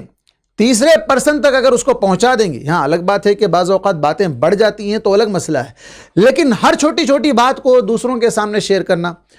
کمرے کے اندر بیوی نے کچھ کہا، اب شوہر نے جا کر باہر سنا دیا، یہ ایسا بول رہی ہے، وہ ایسا کر رہی ہے، نہیں، بیوی کس کو سنائے گی؟ بھائی شوہر کو تو سنائے گی، اپنے جذبات کو کس کے سامنے رکھے گی، کس کے سامنے اپنی شکایت کرے گی؟ آپ ہی کے سامنے کرے گی، تو اس کی بات سننا بھی چاہیے، اس کے جذبات کا خیال رکھنا بھی چاہیے۔ اتنا بھی اگر آپ کے اندر برداشت نہیں ہے تو پھر کیسے آپ زندگی گزاریں گے؟ یہ نہیں ہونا چاہیے۔ اور تیسرا حق ہے بیوی کا شوہر پر کہ اس کو عزت دینا۔ جیسے ہم نے کہا بھی کہ وہ آپ کے گھر آئی ہے اپنے ماں باپ کا گھر چھوڑ کر، اپنے بھائی بہنوں کو چھوڑ کر، اپنی ایک دنیا چھوڑ کر آپ کے پاس آئی ہے، وہ آپ کے گھر کی نوکرانی نہیں بن کر آئی ہے، آپ کے گھر کی ملکہ بن کر آئی ہے، آپ کو اسے عزت دینی چاہیے۔ اللہ کے نبی صلی اللہ علیہ وسلم نے کیسے عزت دی؟ دیکھیں آپ، اللہ کے نبی صلی اللہ علیہ وسلم ہاتھ بٹا رہے ہیں، پیر اپنا رکھ رہے ہیں چلو اونٹ پر سوار ہونے کے لیے، رفقم بالقواریر کہہ رہے ہیں، اور یہ بھی آپ صلی اللہ علیہ وسلم نے کہا کہ تم میں بہترین آدمی وہ جو اپنی گھر والی کے ساتھ اچھا رہے۔ عزت دینا ہوگا۔ آپ صلی اللہ علیہ وسلم اچھے نام سے پکار رہے ہیں، یا حمیر، یا عائش، یہ سب کیا ہے؟ رسپیکٹ ہے، عزت ہے، احترام ہے۔ بلکہ اللہ کے نبی صلی اللہ علیہ وسلم سے جب پوچھا گیا کہ آپ سب سے زیادہ کس سے محبت کرتے ہیں تو کہا عائشہ۔ اللہ اکبر۔ اپنی محبت کا اظہار کرنا چاہیے کہ میں اپنی بیوی سے بہت محبت کرتا ہوں، پیار کرتا ہوں میں اس کو۔ لوگ نہ جانے کیسے کیسے ناجائز پیار میں پڑھ کر اس پیار کے پیچھے جو ہے نا اپنی دنیا، دولت، آخرت سب تباہ کر لیتے ہیں۔ یہاں اپنی بیوی کے سامنے اللہ کے نبی صلی اللہ علیہ وسلم لوگوں کے سامنے سوال ہو رہا ہے کہ آپ سب سے زیادہ محبت کس سے کرتے ہیں؟ کہا عائشہ۔ کہا مردوں میں سب سے زیادہ کس سے کرتے ہیں؟ تو کہا عائشہ کے باپ سے، ابوہا۔ اللہ اکبر، رضی اللہ عنہ اجمعین۔ اللہ تعالیٰ تمام صحابہ سے راضی، اور اما عائشہ رضی اللہ عنہ جن کے بارے میں اللہ کے نبی صلی اللہ علیہ وسلم نے رضامندی کی دلیل کا اظہار سب کے سامنے کیا، یہاں آپ دیکھیں اللہ کے نبی صلی اللہ علیہ وسلم کس طرح اظہار کر رہے ہیں، اور ان کے باپ کا بھی احترام، والد کا احترام۔ وہ اگرچہ کہ آپ کے دوست بھی ہیں، لیکن آپ نے یہ نہیں کہا صدیقی، نہیں کہا میرا دوست ابو بکر جو بچپن سے میرے ساتھ ہے، میری نبوت کے وقت سے میرے ساتھ ہے، یہ نہیں کہا آپ صلی اللہ علیہ وسلم نے، کہا ابوہا، عائشہ کا باپ مجھے سب سے زیادہ پسند ہے۔ اللہ اکبر۔ لوگ اپنے سسر کو اہمیت نہیں دیتے ہیں، جس نے اپنے لخت جگر کو آپ کے گود میں ڈال دیا، جس نے اپنے لخت جگر کا ہاتھ، نور نظر کا ہاتھ آپ کے ہاتھ میں رکھ دیا، آپ کے پاس اس نے اپنی بیٹی کو بھیج دیا، قیمتی اثاثہ، قیمتی تحفہ آپ کو دے دیا، اس نے اپنے خون کو آپ کے حوالے کر دیا، آپ اس کو رسپیکٹ نہیں دیتے ہیں۔ سسر کے ساتھ لڑائی جھگڑا، سسر کے ساتھ جو نا ناراض ہونا، سسر سے منہ موڑ لینا، پیسہ نہیں دیا، وہ نہیں دیا، یہ نہیں کیا، وہ نہیں کیا۔ ہر وقت کئی ایسے لوگ ہیں جو سسر کے ساتھ بنتی نہیں، داماد اور سسر کی، یہ بہت غلط بات ہے۔ اللہ کے نبی صلی اللہ علیہ وسلم یہاں پر احترام کر رہے ہیں، احترام۔ اس سے کیا ہوگا کہ باپ جب بیوی کے باپ کو عزت دیں گے تو بیوی کے دل میں شوہر کی محبت اور بڑھے گی کہ میرے والد کیا یہ احترام کرتے ہیں، قدر کرتے ہیں، میرے شوہر ہیں، میرے والد کو ریسپیکٹ دیتے ہیں، تو ان کی عزت کرنی چاہیے۔ اس سے کیا ہوگا؟ دونوں کے درمیان ریلیشن مضبوط ہوگا، دونوں کے درمیان الفت و محبت بڑھے گی۔ جیسے اللہ کے نبی صلی اللہ علیہ وسلم، یہاں تو لوگ کیا کرتے ہیں، بیوی کو بھی گالی دیتے ہیں، اس کے ماں باپ کو گالی دیتے ہیں، اس کے بھائی بہنوں کو گالی دیتے ہیں، اس کے پورے خاندان کو گن دیتے ہیں۔ یہ جہالت ہے، یہ کھلم کھلا جہالت ہے، اسلام نہیں ہے، اسلام میں یہ تعلیم نہیں دی گئی ہے۔ اللہ کے نبی صلی اللہ علیہ وسلم نے، آپ دیکھیں حضرت خدیجہ رضی اللہ عنہ جو سب سے پہلی آپ صلی اللہ علیہ وسلم کی بیوی ہیں، آپ ان کے ساتھ ساتھ ان کی سہیلیوں کا بھی ریسپیکٹ کرتے تھے۔ سہیلیاں، ان کو اگر کچھ گھر میں بنا تو ان کو پہنچاؤ، ہدیہ ان کو دیا کرتے تھے سہیلیوں کو۔ کیوں؟ میری بیوی کی سہیلیاں ہیں، ریسپیکٹ۔ اس سے کیا ہوتا تھا؟ بیوی کے اندر مزید شوہر کی محبت بڑھ جاتی۔ بھئی میرا تو میرا خیال، ساتھ ہی ساتھ میرے گھر والوں کا، یا جس سے میرا ریلیشن ہے، جس سے میری دوستی ہے، میرے سہیلیاں ہیں، میرے خاندان والے ہیں، میرے پاس پڑوس والے ہیں، ان کا تک خیال کر رہے ہیں۔ یہ اللہ کے نبی صلی اللہ علیہ وسلم نے ہمیں طریقہ سکھایا ہے۔ لیکن اس معاملے میں میانہ روی بھی ہونی چاہیے۔ اس کا یہ مطلب ہرگز نہ لیں کہ یہاں صرف ون سائڈ بات ہو رہی ہے، یا کیا بھئی بیوی کی غلامی کی طرف دار رہے ہیں، یا بیوی کے گھر والوں کی جو نا خدمت میں لگا دے رہے ہیں، یا بیوی کے جو نا گھر داماد بنانے کی بات ہو، ایسی بات نہیں ہے۔ انہیں عزت دینے کی بات ہو رہی ہے، انہیں ریسپیکٹ دینے کی بات ہو رہی ہے، انہیں تحفے دینے کی بات ہو رہی ہے جو اللہ کے نبی صلی اللہ علیہ وسلم نے کیا ہے۔ لیکن انہیں لا کر گھر میں بسا لو، ان کا پورا خرچ اٹھا لو، ان کو ہی گھر میں لا کر رکھ لو، اپنے ماں باپ کو ہٹا دو، یہ بھی غلط ہے جو معاشرے میں چل رہا ہے۔ ماں باپ کو چھوڑ کر ساس سسر کو اہمیت دینا، ماں باپ کو چھوڑ کر اپنے سگے بھائی بہنوں کو چھوڑ کر سالے سالیوں کو، جو اس کے نسبتی برادر ہیں، اس کی نسبتی جو ہے نا بہنیں ہیں، سالیاں جسے کہا جاتا ہے، ان لوگوں کو رسپیکٹ دینا، ان کی قدر کرنا، ان کی آؤ بھگت کرنا، ان کا خیال کرنا، ان کے خاندان والوں کا خیال کرنا، ایسا نہیں ہونا چاہیے۔ میانہ روی ہونا چاہیے۔ ماں باپ کے حقوق اپنی جگہ پر ہیں، جو سب سے افضل ہیں، سب سے بڑے حق ان پر عائد ہوتے ہیں، بلکہ تمام انسانوں میں حقوق العباد میں سب سے پہلا حق ماں باپ کا ہے۔ ماں باپ کے حقوق ادا کرتے ہوئے، یہ بھی ایک ٹاپک آگے آئے گی کہ ماں باپ کے حقوق اور بیوی کے حقوق کے درمیان کیسے میانہ روی کے ساتھ اس زندگی کو گزارا جا سکے۔ اس پر بھی انشاءاللہ اگلے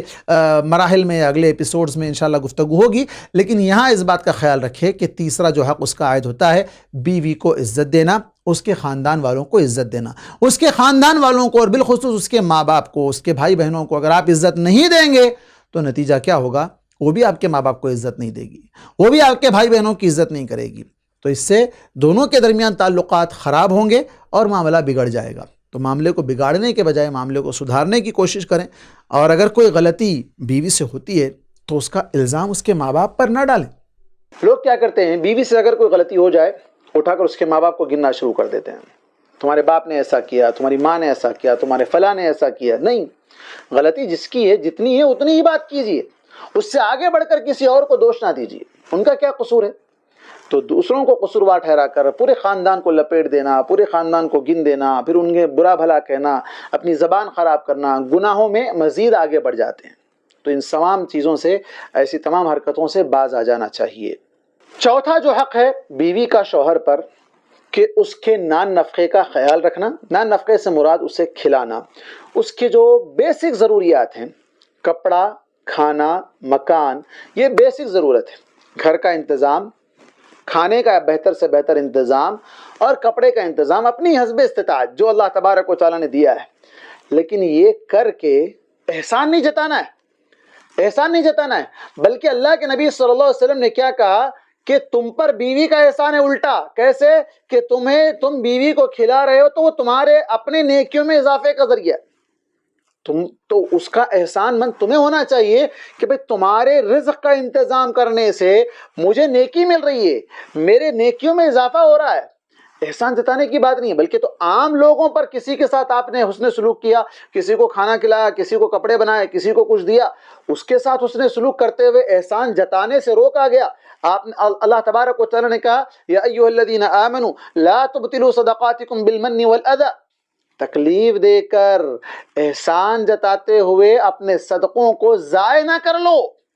آپ نے اگر بیوی کے ساتھ اسے کھلا رہے ہیں، اسے پلا رہے ہیں، اسے پہنا رہے ہیں، کیا کہا گیا حدیث میں کہ تم جو کھاتے ہو وہ کھلاؤ، تم جیسا پہنتے ہو اسی حساب سے عورتوں کے جو لباس ہیں اس طرح کے ان کے معیار کے مطابق وہ لباس کا بھی انتظام کرو۔ ایسا نہیں ہے کہ بھئی آپ ٹپ ٹاپ رہنا چاہتے ہیں، آپ اچھے کپڑے پہننا چاہتے ہیں، بیوی کا خیال نہیں، چاہے وہ جیسے بھی رہے، نہیں، بلکہ ان کا حق ہے وَلَهُنَّ مِثْلُ الَّذِي عَلَيْهِنَّ بِالْمَعْرُوفِ وَلِلرِّجَالِ عَلَيْهِنَّ دَرَجَةٌ جو کہا گیا، ان کا بھی حق ہے، مردوں پر ان کا حق بنتا ہے یہ چیز جائز طریقے سے، تو اس کو ادا کرنا ضروری ہے۔ احسان نہ جتائیں، جو بھی آپ ان پر خرچ کر رہے ہیں اس کا آپ کو اجر ملے گا، لیکن اس خرچ کرنے کے معاملے میں میانہ روی یعنی درمیانی راستہ ہونا چاہیے، نہ حد سے زیادہ اسراف ہونا چاہیے، نہ حد سے زیادہ کنجوسی ہونی چاہیے، دونوں چیزوں کے درمیان رہ کر جو جائز ضرورت ہے اس جائز ضرورت کو حلال طریقے سے کما کر حلال چیزوں میں لگا کر خرچ کرنا چاہیے۔ حلال چیزوں کے بجائے حرام چیزوں میں بھی نہیں خرچ کرنا ہے، اور نہ ہی حرام آمدنی کو لا کر۔ اب کیا ہوتا ہے، بہت سی ضروریات انسان کی آج بڑھتی جا رہی ہیں، تو ایسے دور میں گھریلو خواتین بیویاں جو ہے نا شوہروں سے مطالبہ کرنے لگ جاتی ہیں، ہمیں یہ چاہیے، ہمیں وہ چاہیے، فلاں چاہیے، کہاں سے لاؤ؟ لون لے کر لا لو، فائنانس سے لا لو، 0% EMI پر لا لو۔ تو یہ ساری چیزیں غلط ہے، ان سے بچنا چاہیے۔ بیویوں کو بھی ڈرنا چاہیے کہ ہمارے شوہر اگر ہماری سہولت کی خاطر حرام جگہ سے ہمارے لیے اس چیز کا انتظام کر رہے ہیں تو ہم اپنے شوہروں کو جہنم میں ڈھکیل رہے ہیں، ہم اپنی عارضی سہولت کے لیے پرماننٹلی انہیں جہنم کا حقدار بنانا چاہ رہے ہیں۔ کیوں؟ اس لیے کہ سود حرام ہے، حرم الربا، اللہ نے حرام کر دیا ہے، اور سود کا 1 روپیہ کھانا اپنی سگی ماں کے ساتھ 36 ٹائمز زنا کرنے کے برابر گناہ ہے، اللہ اکبر۔ تو پھر ایسے گناہ کے دلدل میں کیسے آپ ڈھکیلنا چاہتی ہیں؟ بعض وہ نیک بیویاں تھیں جو اپنے شوہروں سے کہا کرتی تھی کہ دیکھو اللہ سے ڈرتے رہنا ہمارے بارے میں، ہمارے منہ میں جانے والا لقمہ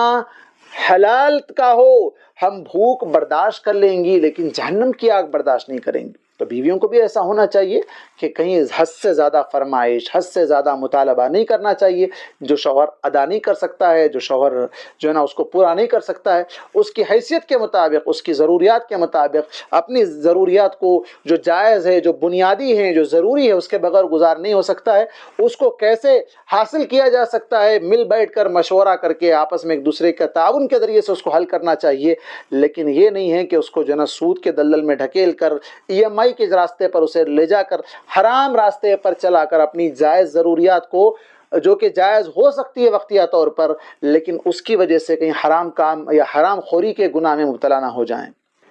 اسی طرح بیوی کا ایک حق یہ بھی ہے کہ اس کے ساتھ جسمانی تعلقات جو کہ حق زوجیت جسے کہا جاتا ہے اس کو ادا کرنا۔ اس سلسلے میں اس سے پہلے بھی ایپیسوڈ میں بات ہو چکی ہے کہ جمع کے جو معاملات ہیں جس پر سرسری گفتگو ہوئی ہے، شوہر کو چاہیے کہ بیوی کا حق ادا کرے۔ وہ اگر شادی کر کے اپنی پاک دامنی چاہتا ہے، اپنی عزت کو بچانا چاہتا ہے تو وہ شادی کرے، اور شادی کر کے بیوی کا حق بھی ادا کرے، بیوی کو سکون پہنچائے۔ بھئی لیسکنوا الیہا جو اللہ نے کہا کہ تم سکون لیتسکنوا الیہا یا لیسکن الیہا جو اللہ تبارک و تعالیٰ نے کہا کہ اس سے سکون حاصل کرنا ہے، تو سکون پہنچانا بھی ہے، دونوں ایک دوسرے کا سکون کا ذریعہ ہے۔ اس معاملے میں اگر آپ تفصیل جاننا چاہیں گے تو یہ یہاں تک کہا ہے علماء نے کہ بیوی جب تک سکون اسے نہ ملے اس وقت تک آپ اس کا حق ادا کرتے رہیں، اس وقت تک آپ اس کا حق ادا کریں۔ حق ادا کرنا ہے، وَلِزَوْجِكَ عَلَيْكَ حَقًّا، حق ہے بیوی کا۔ بیوی کو شادی اسی لیے تو کریں آپ نے، اس کا حق ادا کرنے کے لیے۔ اس کی جو جسمانی ضرورت ہے، اس کی جو بھوک ہے، جو پیاس ہے، وہ کہاں سے مٹے گی؟ حلال طریقے سے جو آپ نے نکاح کیا اسی کے ذریعے سے تو مٹے گی۔ بعض لوگ ایسے ہوتے ہیں جو جہیز کی خاطر نکاح کرتے ہیں، جہیز مال آئے گا نکاح کر لو، آپ بیوی کا حق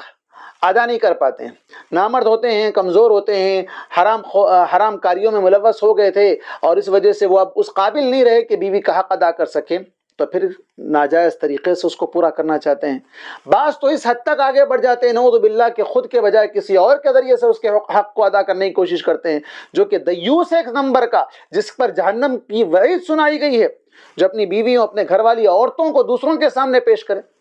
وہ دیوس آدمی ہے۔ تو خود اس کے حق کو ادا کریں۔ وَلِزَوْجِكَ عَلَيْكَ حَقًّا، یہ اس کا حق ہے، بیوی کا حق ہے۔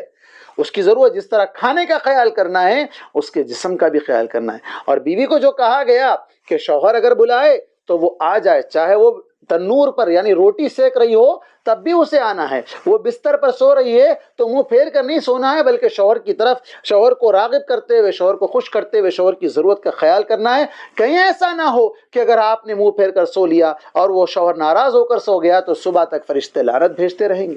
صحیح مسلم کی روایت ہے۔ اور بازار کے سلسلے میں آپ صلی اللہ علیہ وسلم نے جو کہا کہ بازار میں کہیں باہر کوئی عورت کسی شخص کو پسند آتی ہے تو کیا کرے، وہ اس کو چھوڑ کر اس کی طرف گئے بغیر، حرام کاری میں ملوث ہوئے بغیر اپنے گھر آئے، اپنی بیوی کے ساتھ وہ تعلقات قائم کر لے حلال طریقے سے جو وہ وہاں حرام کا امکان تھا، اس حرام کو چھوڑ کر حلال طریقے سے یہاں ایک تو حق زوجیت ادا ہوگا، اس کے ذریعے سے سکون ملے گا، اس کے ذریعے سے اللہ تعالیٰ نیک اولاد دے گا، وہ اولاد تمہاری آنکھوں کی ٹھنڈک بنے گی، اور پھر اس کے اندر بہت سے فائدے جو اللہ تبارک و تعالیٰ نے ایک انسان کو دوسرے کے رکھے ہیں، جذبات اور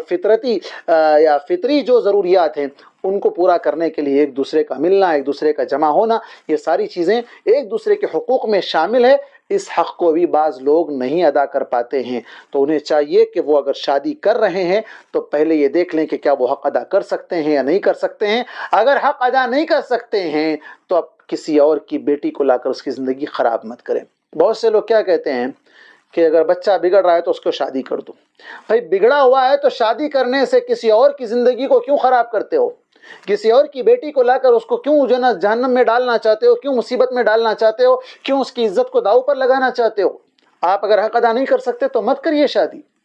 ہاں یہاں پر کیا ہے، میرڈ بتانا مقصود ہے، لوگوں میں اپنا نام بتانا مقصود ہے، یا پھر جو ہے جھوٹی شان اور مال حاصل کرنا مقصود ہے، تو یہ غلط بات ہے۔ لا تأکلوا اموالکم بینکم بالباطل، جہیز لینے والے جان لو کہ یہ حرام مال ہے، باطل طریقے سے مال کھانے کا ایک ذریعہ ہے اور یہ حرام ہے۔ اللہ تبارک و تعالیٰ نے کہیں اس کی اجازت نہیں دی ہے۔ یہ اگر لے رہے ہیں یا اس کو کھانا چاہتے ہیں تو اللہ تبارک و تعالیٰ سے ڈرتے رہیں۔ اس کے اوپر ایک تفصیل سے ایک الگ سے ایپیسوڈ ہونا چاہیے، الگ سے پروگرام ہونا چاہیے جہیز کے سلسلے میں۔ ویسے بہت سے بیانات، بہت سی چیزیں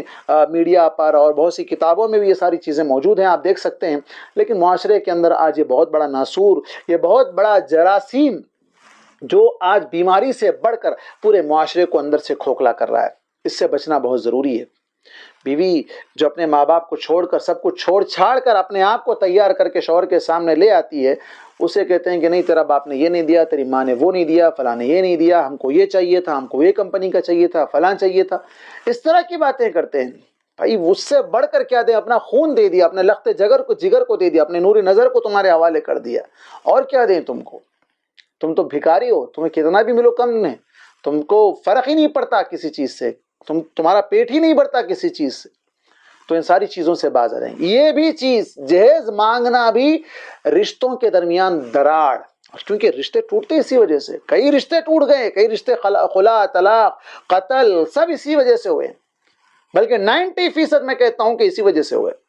مال کی وجہ سے، جہیز کی وجہ سے۔ اور بہت سے رشتے زبان درازی، عورت کی زبان درازی ہے، تو اگلے ایپیسوڈ میں آئے گا کہ شوہر کے حقوق جو بیوی پر عائد ہوتے ہیں وہ کیا کیا ہیں، تو وہاں پر بیوی کو بھی چاہیے کہ وہ زبان درازی نہ کرے، یہ ایک الگ مسئلہ ہے، اس پر آگے تفصیلی گفتگو ہوگی۔ تو یہ طلاق کے اسباب پر بھی انشاءاللہ گفتگو ہوگی، وہاں پر بھی ہم اس کو بتائیں گے۔ لیکن یہاں اتنا جان لیں کہ یہ جو جہیز کے ذریعے سے حاصل کرنا چاہتے ہیں یہ غلط طریقہ ہے، اس سے بچنا چاہیے، کیونکہ اس کے ذریعے سے رشتوں میں مزید بگاڑ اور رشتے خراب ہو سکتے ہیں اور ٹوٹ سکتے ہیں۔ جی اسی طرح ایک اور حق یہ ہے کہ بیوی کے کوئی کام یا کوئی چیز نہ پسند آئے تو اس کی عیب جوئی نہیں کرنا چاہیے۔ اس کی عیب جوئی مطلب اس پر عیب نہیں لگانا، یہ کام تم نے خراب کر دیا، یہ ایسا کر دیا، وہ ویسا کر دیا، نہیں، بلکہ اللہ کے نبی صلی اللہ علیہ وسلم نے کیا کہا، ان کرہ منہا خلقا رضی منہا آخر، اس کی کوئی ایک ادا، کوئی ایک کام پسند نہیں آیا تو اس کا یہ مطلب نہیں ہے کہ اس کا کوئی بھی کام پسند نہیں آئے گا، رضی منہا آخر، دوسرے کام سے وہ مطمئن ہو سکتا ہے، دوسرے کام سے وہ خوش ہو سکتا ہے۔ تو کبھی بھی کسی کام کی تعریف کریں تو کیا ہوگا، اس کام میں مزید نکھار پیدا ہوگا۔ یعنی مثال کے طور پر اگر بیوی نے کوئی پکوان کیا اور اس کے اندر نمک زیادہ ہو گیا، اتفاق سے مرچ زیادہ ہو گئی، یا کچھ جل گیا، کچھ داغ لگ گیا، کچھ نقصان ہو گیا، اگر شوہر جھوٹے منہ سے یہ کہہ دے کیا مزیدار ہے، اتنا لذیذ کھانا میں پہلی بار کھا رہا ہوں، بیوی کو ایک طرف سے شرمندگی تو ہوگی، یہ کیا بھئی اس کے اندر تو خرابی تھی، یہ تو اس کی تعریف کر رہے ہیں، تو آئندہ سے وہ ویسا کرنے سے بچے گی، آئندہ سے وہ عیب کو ہٹانے کی کوشش میں لگی رہے گی اور پورے دھیان کے ساتھ اس چیز کو کمپلیٹ کرنے کی کوشش کرے گی، ورنہ کیا ہوگا، لڑائی جھگڑے وہاں سے بڑھیں گے اور اس کے اندر اللہ کی دی ہوئی نعمتوں کی ناشکری ہوگی۔ اکثر گھروں میں کیا ہوتا ہے، لڑائی جھگڑے کھانے پر ہوتے ہیں، کھانا صحیح نہیں پکا، اٹھا کے پھینک دیا، پلیٹ اٹھا کے پھینک دیا، کھانا اٹھا کے پھینک دیا، کھانے میں لے جا کے پانی ڈال دیا، کیا کیا کرتے ہیں لوگ، روٹی جل گئی طلاق دے دیا، یہ کون سا اسلام ہے بھائی، کہاں کہا گیا ہے روٹی جل جانے پر طلاق دے دو آپ، یہ تو نہیں کہا گیا، تو یہ سب غلط بات ہے، اس سے بچنا چاہیے، بلکہ ہونا یہ چاہیے کہ الفت و محبت کو بڑھانے، زندگی کو کامیاب بنانے کے لیے بیوی کے بعض خامیوں کو نظر انداز کر دیں، غلطی ہو رہی ہے، کچھ اس سے کمی ہو رہی ہے، کچھ وہ کر نہیں پا رہی ہے جیسے آپ ایکسپیکٹ کرتے ہیں، جیسے آپ اندازہ رکھتے ہیں، جیسے آپ اس سے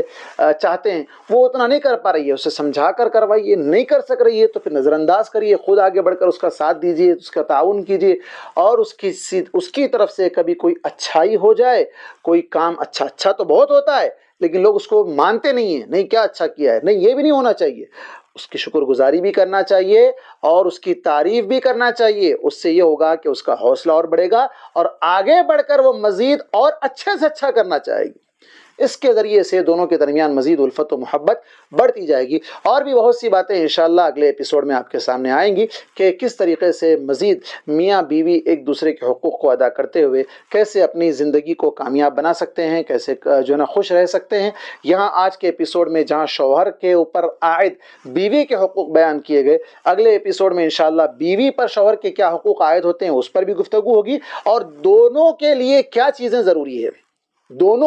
دونوں کے بھی کچھ اور ریسپانسبلٹیز ہیں، کچھ اور ذمہ داریاں ہیں جو دونوں کو بھی نبھانا ہے، یہ تو شوہر کے تھے، آگے بات آئے گی بیوی کے، اور ساتھ ہی ساتھ اس بات پر بھی